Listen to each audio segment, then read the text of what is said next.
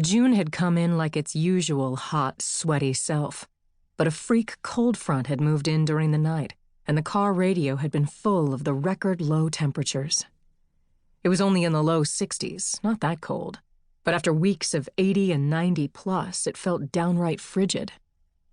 My best friend, Ronnie Sims, and I were sitting in my Jeep with the windows down, letting the unseasonably cool air drift in on us. Ronnie had turned 30 tonight. We were talking about how she felt about the big 3-0 and other girl talk. Considering that she's a private detective and I raise the dead for a living, it was pretty ordinary talk. Sex, guys, turning 30, vampires, werewolves, you know, the usual. We could have gone inside the house, but there is something about the intimacy of a car after dark that makes you want to linger. Or maybe it was the sweet smell of spring-like air coming through the windows, like the caress of some half-remembered lover. "Okay, so he's a werewolf. No one's perfect," Ronnie said. "Date him, sleep with him, marry him. My vote's for Richard." "I know you don't like Jean-Claude." "Don't like him?"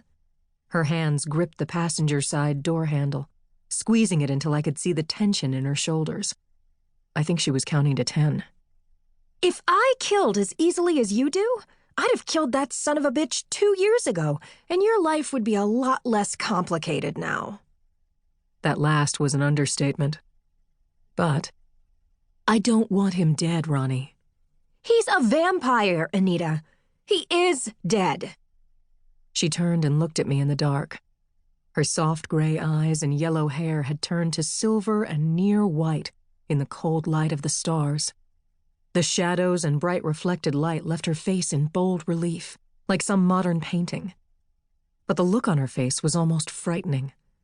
There was a fearful determination there.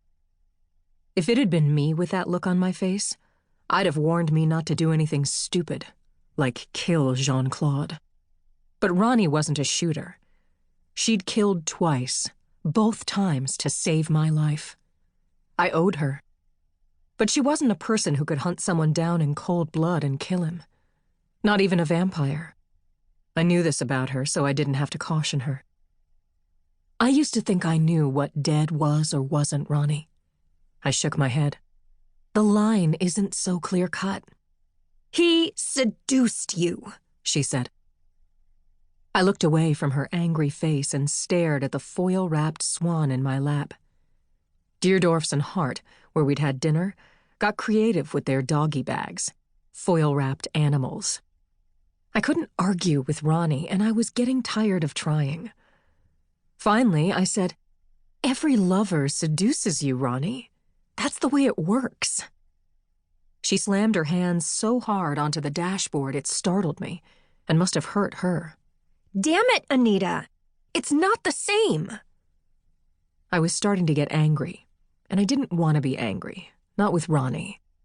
I had taken her out to dinner to make her feel better, not to fight. Louis Fane, her steady boyfriend, was out of town at a conference, and she was bummed about that and about turning 30. So I'd tried to make her feel better, and she seemed determined to make me feel worse. Look, I haven't seen either Jean-Claude or Richard for 6 months. I'm not dating either of them, so we can skip the lecture on vampire ethics.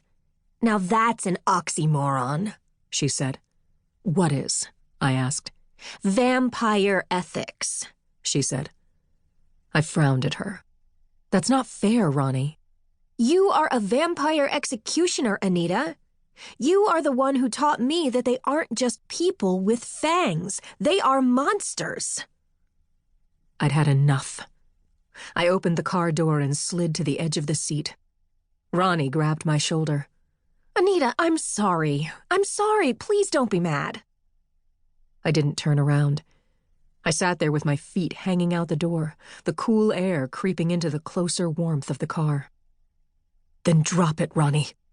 I mean, drop it."